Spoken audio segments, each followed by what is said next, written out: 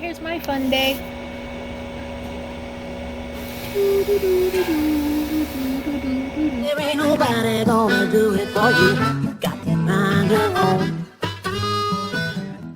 Hey friendlies, I hope you all had a wonderful Christmas. It's Sunday night. That means I've got a travel video for you from my months of summer and autumn travel. So today I'm taking you back to Riverton, Wyoming, where I had some RV trouble. I'm going to narrate today's video kind of because I didn't talk a whole lot in the video, but I had some RV trouble and I'm going to narrate it along the way to fill in some of the details that I didn't. One thing I do want to say is that on the Christmas video where I announced the winners of the Small Business Booster, I forgot one of the prizes, and that prize was the Cook Family Cookbook, and it was #cook, and the winner of that cookbook is in the video description of that video. So go ahead and check out the video description of the Christmas Day live stream to find out if you won the cookbook. All right, thanks. All right, let's get started with my Wyoming travels. Getting a, what am I getting? Transmission flush, oil flush stuff done because my overdrive light started blinking the other day on the way to where I'm at in Wyoming. And so I brought it in for a diagnostic. There's nothing wrong with it. It just had an overheat. And he suggested I get it flushed. I was waiting until I get 100,000 miles, which is 5,000 more miles. But I thought while I'm here, you know, I hate doing this stuff. I hate sitting in auto repair shops. Even though I get to sit in my rig, but it means I'm not doing what I want to be doing, whatever that might be. So I thought I should fill in some details here about what happened to the RV that put me in the auto repair shop. I was driving along on a highway on my way to Riverton in my last camp, and I had it in cruise control, and I also had overdrive off. Every mechanic that I've ever talked to said unless you're on long, straight, flat highway, you should have your overdrive off. That overdrive is really just for long, clear stretches where you're cruising along. It's like fifth gear if you've ever driven a stick shift. So I was kind of climbing a little bit up and down, and I had overdrive off. All of a sudden, I noticed I was also in cruise control, which probably is what caused the problem. All of a sudden, I looked down, and my overdrive, it has a little red light on it. It was flashing on and off, and I was like, okay. So I tried turning off overdrive. It wouldn't turn off. It just kept flashing, and I'm like, this isn't good. I'm super paranoid about transmission issues with all the issues I had with Matilda's transmission, and the last thing I wanted was to have to put a new transmission in. And so I pulled off the side of the road when I could. I turned off the engine and let it sit for a few minutes and started it back up, and the overdrive light was fine. It stayed off when it was supposed to be off, and it went on when it was supposed to go on. But I wasn't going to take any chances. I wanted to take it in just to make sure there was nothing wrong with my transmission. So I took it into the shop in Riverton, and that, like I said in this video, they just said that the only code that they saw was an overheat. And I don't know, I'm not a mechanic and I didn't ask. I should have asked. But it was probably had something to do with having it in cruise control. So maybe if you're doing cruise control, maybe you should not have overdrive off. So anyway, I just thought I would get it done. So I'm kind of getting a good service done on my rig today, which will be really good. It's been something I've been wanting to do anyway. So yeah, it's hot here today. Where am I? I'm in Riverton, Wyoming. And it's about 80 degrees today, the warmest it's been. And we're heading up to Grand Teton, Jackson Hole, Wyoming from here. I don't know when I'll get there, but Grand Tetons sounds exciting, huh? Sounds beautiful, but it's been an interesting day in Wyoming, to say the least. I'm the only one wearing a mask, pretty much. And I've had some pretty interesting conversations. And I'll tell you about it another time. I think they're right outside. All right, so let me tell you a couple interesting, funny, scary, I'll let you decide, stories about Riverton, Wyoming. First of all, I pulled into this garage, and it was one of several garages that I called, and the only one that would work on my RV. And it's basically a garage behind somebody's house, so it's kind of out in a rural area, and they have their garage and workshop behind. And not a lot of signage telling you where to go. There's a side door that goes into this big, you know, industrial looking building.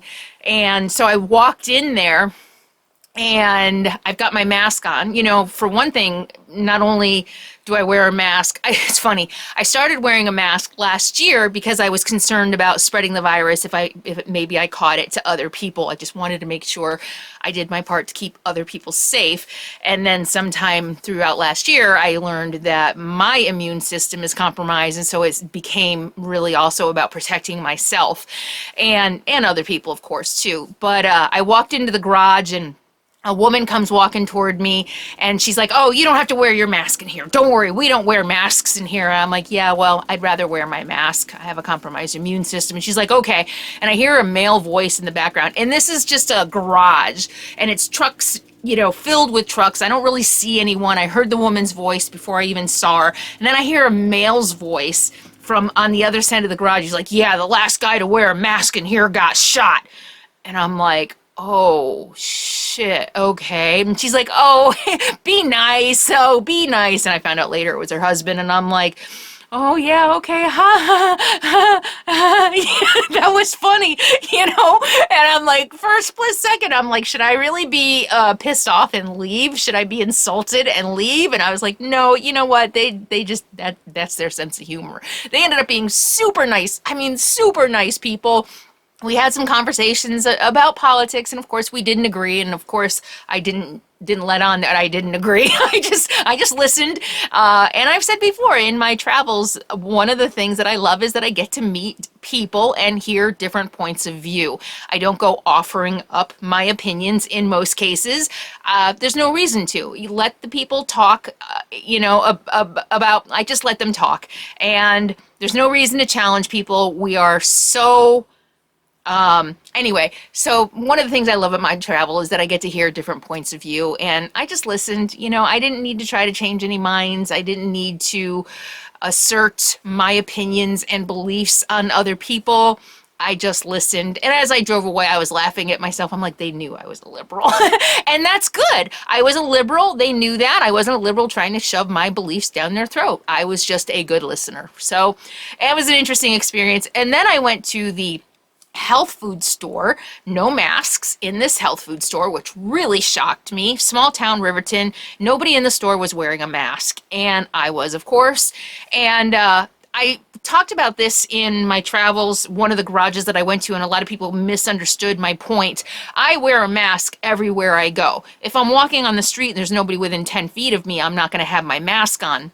And of course, sometimes when I'm talking in the camera, if there's nobody around, I'll take the mask off. But I always wear my mask. What I was talking about in another video was how it almost feels like peer pressure to walk into these communities where nobody is wearing a mask. And there's like an element of peer pressure to not wear a mask. But I'm not succumbing to that peer pressure. It's a matter of life and death, not only for other people, the people around me, but for me at this point, because my immune system is weakened.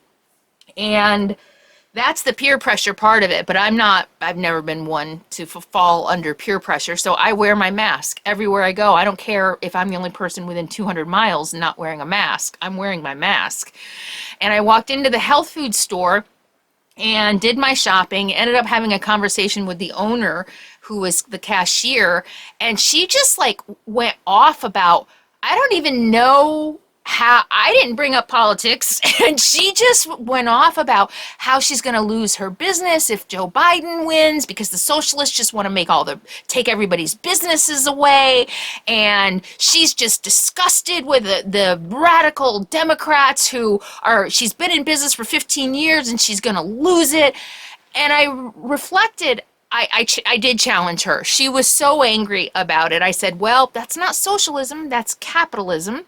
She's worried. What did she worry? I said, you know, the real threat to your business are the Costco's and the Walmarts coming in and closing small businesses on Main Street. That's more like capitalism, not socialism. And she's like, oh, well, but I did push back on that because I just felt that it was so wrong, that her fears were based in untruths. And by the way, my next As I See It video on my new channel, As I See It, is all about socialism. I have a lot of really good information about the truth about socialism.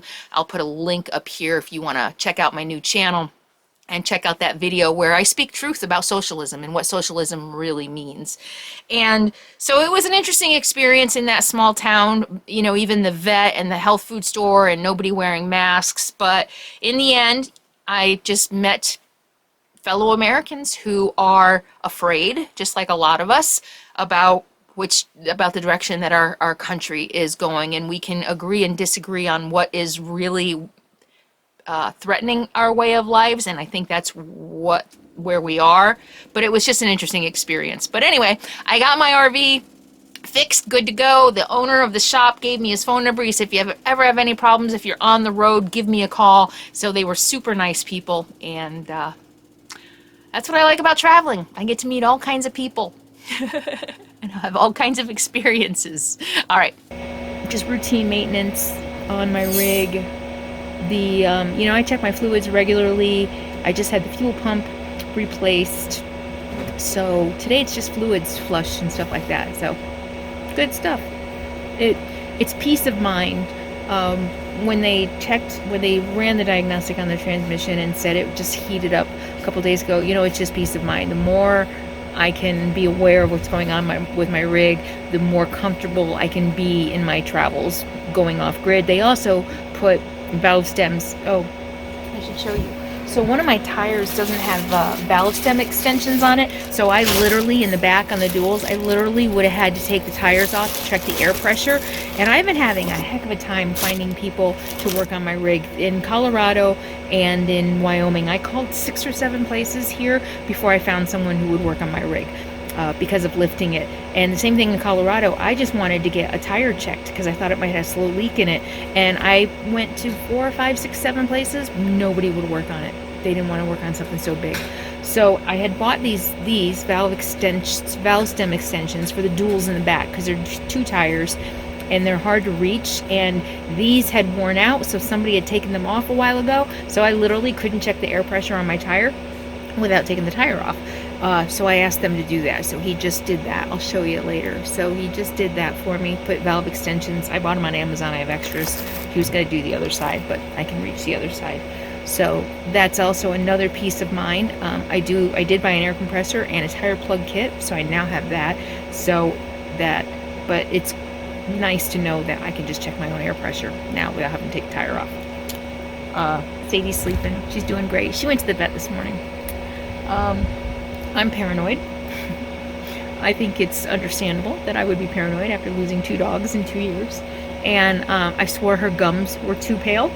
They were not pink enough for me. And I've been like literally obsessing on it, like really obsessing on it for about a week. Like checking her gums like every hour and reading about everything that could possibly be wrong with her. And I'm on the way to the vet this morning. I was convinced that she was dying.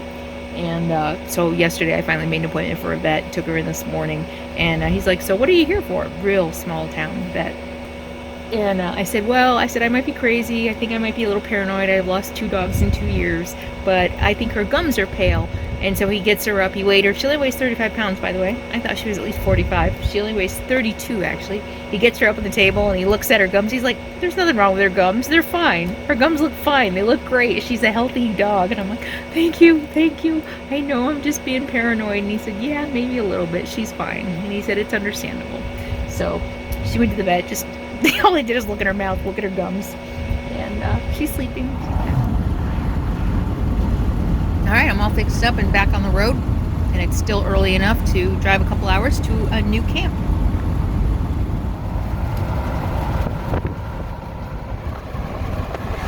Traveling through the Wind River Indian Reservation on my way to Jackson, Wyoming, and the casino right at the beginning of it was closed, probably because of COVID. Native Americans are getting hit really, really hard. I think harder than any other demographic with COVID.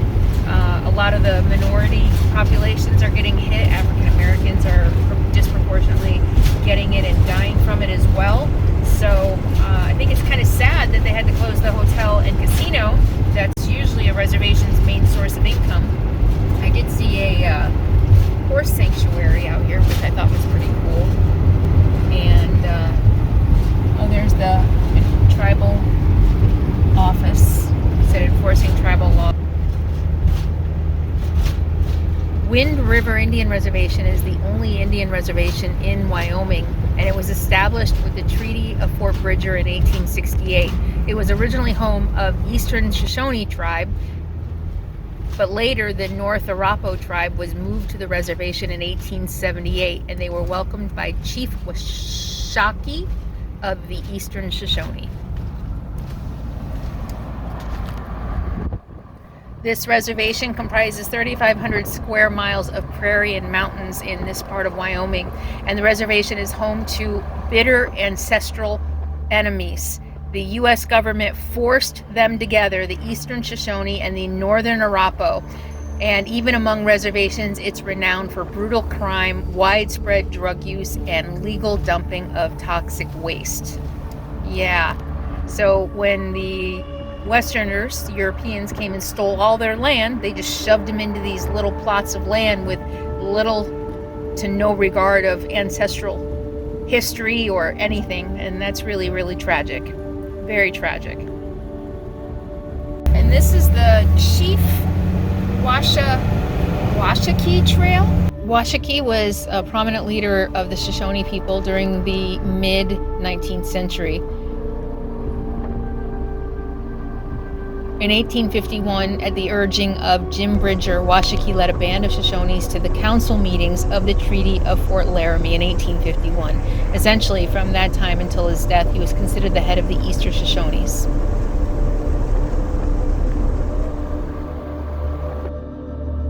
Washakie was a friend of Brigham Young and expressed sadness at the fighting his people had done with the Utahns. And Washakie, after the death of Brigham Young, became a member of the Church of Latter-day Saints, baptized in 1880. Wow.